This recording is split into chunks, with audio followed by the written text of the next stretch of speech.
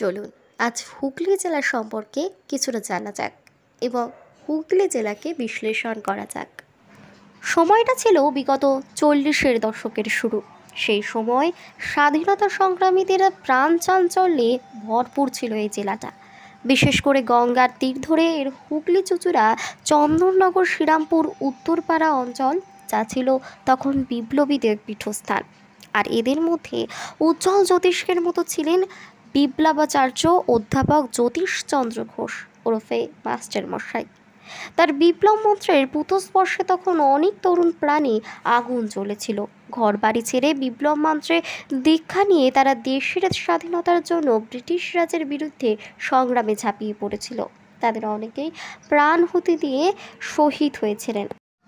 সমাজ বদলের ইতিহাসের শুরু সেখান থেকেই। পরে বিংশ শতাব্দীতে তারই হাত ধরে স্বাধীনতা সংগ্রাম ও বিপ্লবের তরঙ্গোচ্ছ্বাস।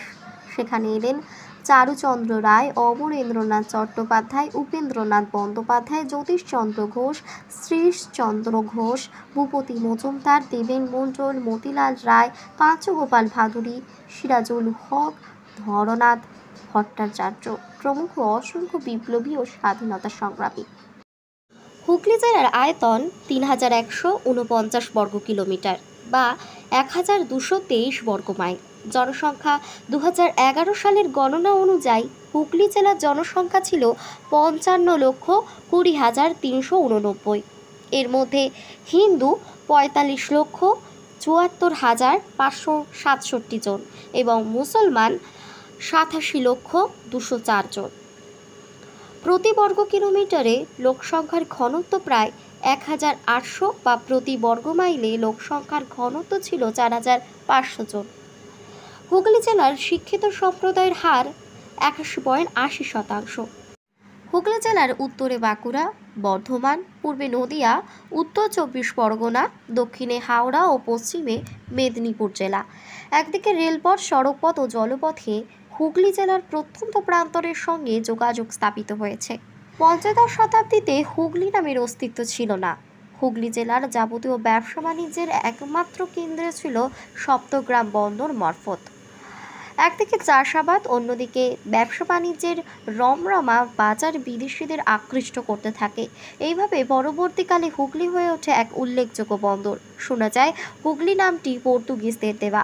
কেউ কেউ বলেন ভাগীরথী নদীর তীরে হোগলা গাছ জন্মাতো, সেই হোগলা গাছের নাম থেকেই নাকি হুগলি নামের উৎপত্তি। এছাড়া পুরাতন নথিপত্র ঘাটলে হুগলির আনুষঙ্গিক আরও অনেক নাম পাওয়া যায়। ঐতিহাসিক ডিজি ক্রডফার্ডের মতে পর্তুগিজরা ভাগীরথী নদীর তীরে বর্তমান হুগলি জেলাখানা সংলগ্ন স্থানে একটি দুর্গ গড়ে তোলেন। পর্তুগিজরা দুর্গকে গোলা বলত। কথিত আছে সেই গোলার থেকেই নাকি হুগলি নামের উৎপত্তি। হুগলিতে 4টি জংশন স্টেশন আছে: ব্যান্ডেল, শেওড়াফুলি, ডানকুনি ও কামারকুণ্ডু। হুগলি জেলার রেলওয়ে হাওড়া ডিভিশনের অন্তর্গত। ইস্টার্ন রেলের প্রথম ট্রেনটি 1854 সালের 14ই আগস্ট হাওড়া থেকে ছেড়ে হুগলি পৌঁছয়। প্রথমে থামে বালি ও দ্বিতীয়বার থামে শ্রীরামপুর। তাই হুগলি স্টেশনকে হেরিটেজ স্টেশন হিসেবে ঘোষণা করা হয়েছে।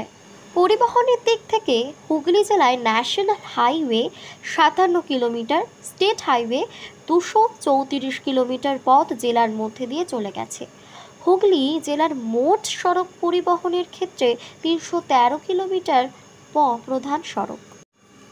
এই জেলার উল্লেখযোগ্য দ্রষ্টব্য স্থানগুলি হল কামারপুকুর, তারকেশ্বর, আটপুর, রাজবলপুর, শ্রীরামপুর, বৈদ্যপাটি, চন্দননগর, চুঁচুড়া, ব্যান্ডেল, ত্রিবেণী, বাঁশবেড়িয়া, জিরাট, সোমরা-সুখারিয়া, গুপ্তিপাড়া, দেবনন্দপুর, উত্তরপাড়া ইত্যাদি। শিক্ষাক্ষেত্রে হুগলি জেলার অবদান কম নয়। এই জেলায় 2011 সালের হিসেব অনুযায়ী শিক্ষার হার ছিল 82.55%। এই জেলায় 299টি প্রাথমিক বিদ্যালয়, 402টি উচ্চ বিদ্যালয়, 127টি হায়ার সেকেন্ডারি বিদ্যালয়, 22টি কলেজ এবং 6টি টেকনিক্যাল ইনস্টিটিউট ছিল। হুগলি জেলার খানাকুল ব্লক 2তে সর্ববৃহৎ ও স্বনামধন্য বিদ্যালয়টির নাম পরিচক উচ্চ বিদ্যালয়। হুগলি জেলার মধ্যে 3টি লোকসভা ও 18টি বিধানসভা আছে। লোকসভাগুলি হল আরামবাগ, হুগলি, শ্রীরামপুর। বিধানসভাগুলি হল উত্তরপাড়া, শ্রীরামপুর, চাপদানি, সিঙ্গুর, চন্দননগর, চুঁচুড়া, বলাকর, পান্ডুয়া, বাঁশবেড়িয়া, চণ্ডীতলা, জাঙ্গিপাড়া, হরিপাল, ধনিয়াখালী, তারকেশ্বর, পরশুরা, আরামবাগ, গোহাট, খানাকুল। আজ হুগলি জেলার সম্পর্কে এই সমস্ত তথ্য তুলে ধরার চেষ্টা করলাম। আশা করি সবার ভালো লাগবে।